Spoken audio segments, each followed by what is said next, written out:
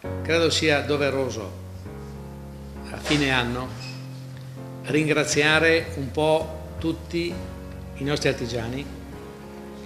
che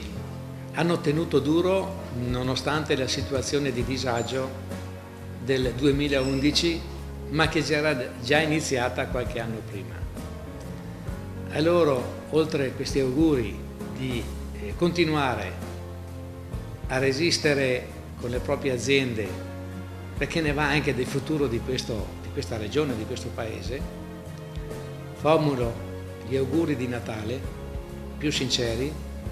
di grande serenità in famiglia, almeno questo è un momento in cui la famiglia conta un po' di più, e un 2013 dico solo che sia migliore del 2012. E anche se quello che sentiamo, leggiamo e vediamo non è certamente positivo o da indurre ottimismo. Gli artigiani sono ottimisti per natura e quindi noi ci diciamo fra di noi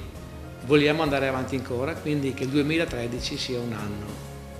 di sviluppo possibile.